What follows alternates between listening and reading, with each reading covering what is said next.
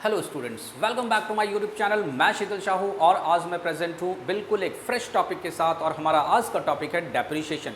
Yes, 11th standard में depreciation जो है ये बहुत ही इंपॉर्टेंट टॉपिक है ना। और बहुत ही बढ़िया चैप्टर है ये। एक्चुअली डेप्रिशिएशन है क्या, है ना। Depreciation means reduction in the value of fixed tangible assets due to usage, passes of time और वियर एंड टियर।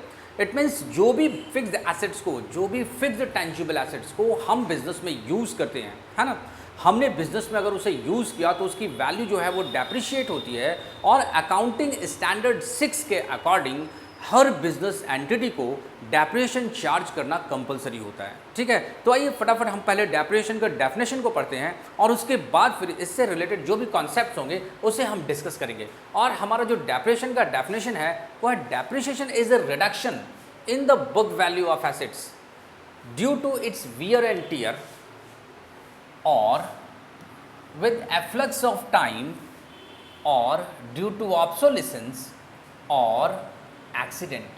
मीन्स हमने अगर बिजनेस में किसी एसेट को इंट्रोड्यूस करवाया है, किसी फिक्स एसेट को यूज़ किया है, तो उस पर जो है हमें डेप्रिशिएशन चार्ज करना पड़ेगा, है ना। एक्चुअली डेप्रिशिएशन जो है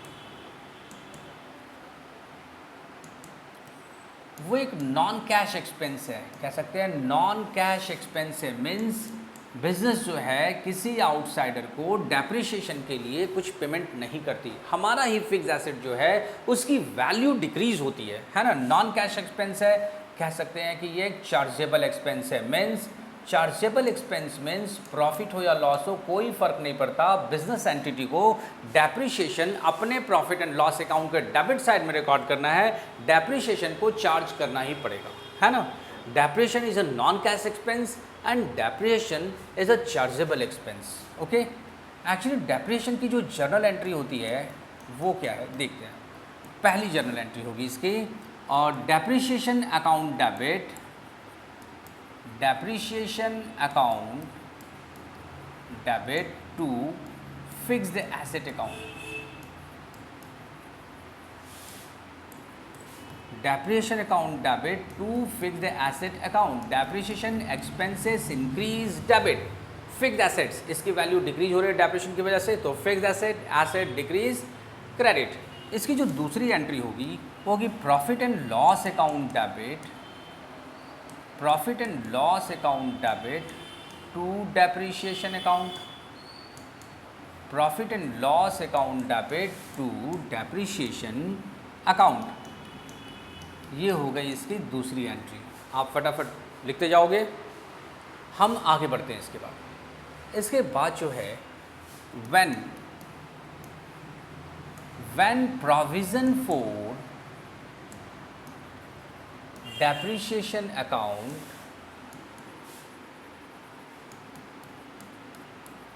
इज मेंटेन्ड। अगर बिजनेस एंटिटी ने, अगर बिजनेस फॉर्म ने provision for depreciation account maintain किया है, तो इस सिचुएशन में जो डेप्रिशिएशन की एंट्री होगी वो होगा डेप्रिशिएशन अकाउंट डेबिट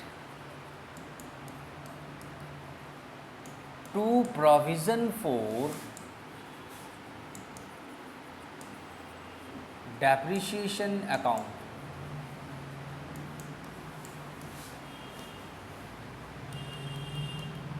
एंड जो सेकेंड एंट्री होगी वो होगा profit and loss account debit, profit and loss account debit to depreciation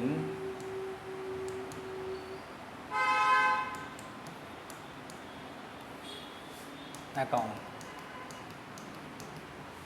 ठीक है, इस तरह से हमने प्रोविज़न फॉर डेप्रिशिएशन अकाउंट को मेंटेन किया। इसके बाद फिर नेक्स्ट देखते हैं। एक्चुअली जब हम डेप्रिशिएशन को कैलकुलेट करते हैं तो इसके दो मेथड्स हैं। डेप्रिशिएशन कैलकुलेट करने के दो मेथड्स हैं। पहला मेथड, फर्स्ट मेथड है straight line method, straight line method. दूसरा है रिटन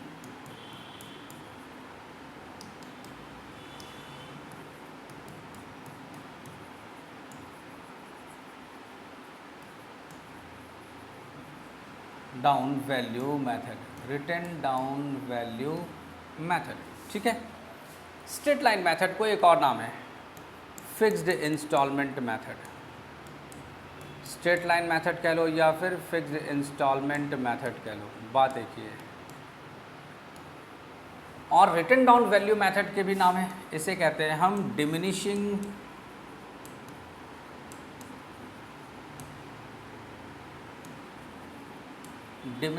बैलेंस मेथड। मीन्स जो फिक्स्ड एसेट है उसकी वैल्यू लगातार डिमिनिश हो सकती है और होती रहती है। इसका एक और नाम है reducing balance method, reducing balance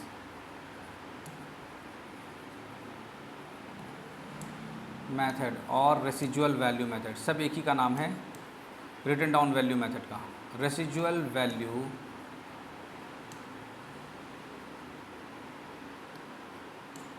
method.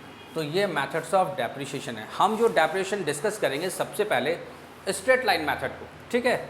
सबसे पहले हम डिस्कस करेंगे स्ट्रेट लाइन मेथड को, और स्ट्रेट लाइन मेथड जो है, straight line method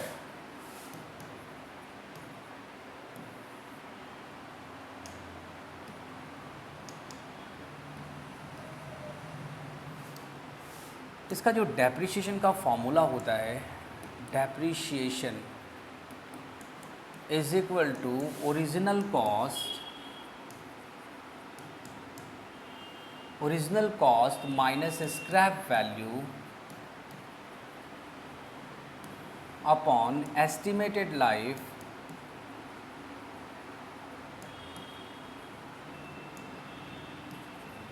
of fixed asset.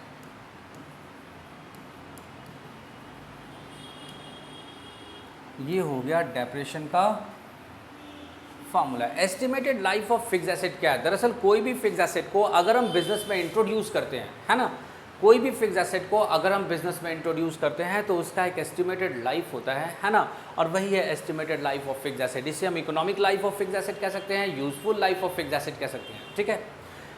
Scrap value, जो भी सपोज अगर मान लो अगर एक फिक्स्ड एसेट के तौर पे एक लैपटॉप खरीदा, लैपटॉप की लाइफ कंपनी ने या बिजनेस एंटिटी ने क्या एस्टिमेट किया कि लैपटॉप जो है वो हम 5 ईयर्स तक अपने बिजनेस में यूज़ कर सकते हैं, तो ये हो गया एस्टिमेटेड लाइफ ऑफ लैपटॉप, ठीक है, 5 years.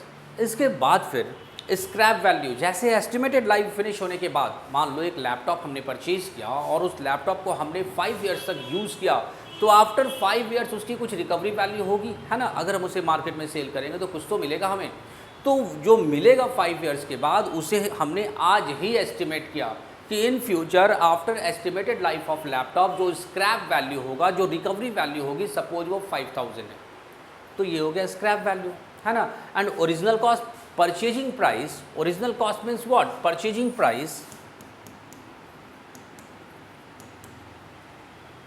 Original cost is equal to purchasing price, means machine को या फिक्स्ड एसेट को जितने में परचेज किया वो प्लस लोडिंग अनलोडिंग। मान लो अगर हमने फर्नीचर अगर परचेज करके लाना है तो फर्नीचर को जहाँ से मैं परचेज करके लाऊंगा वहाँ ट्रक में लोड करवाना और फिर ऑफिस प्रीमाइसेस के पास उसे अनलोडिंग, तो इसके खर्चे होंगे लोडिंग अनलोडिंग चार्जेस या वेजेस जो भी लग जाए, लोडिंग अनलोडिंग चार्जेस।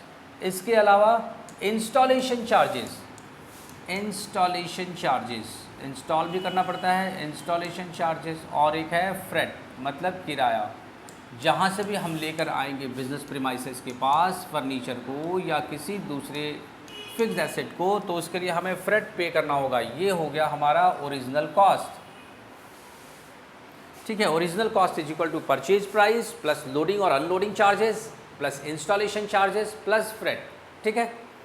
तो इस तरह से ये जो है स्ट्रेट लाइन मेथड का फॉर्मूला और उससे रिलेटेड हमने कॉन्सेप्ट्स को डिस्कस किया, ठीक। अब हम जो है आज की वीडियो को यहीं पर फिनिश करेंगे। हम मिलेंगे नेक्स्ट वीडियो में, और नेक्स्ट वीडियो में डेप्रिसिएशन से रिलेटेड कुछ इंपॉर्टेंट क्वेश्चन जो स्ट्रेट लाइन मेथड का होगा उसे डिस्कस करेंगे और क्वेश्चन को सॉल्व भी करेंगे। मिलते हैं नेक्स्ट वीडियो में, तब तक के लिए थैंक यू।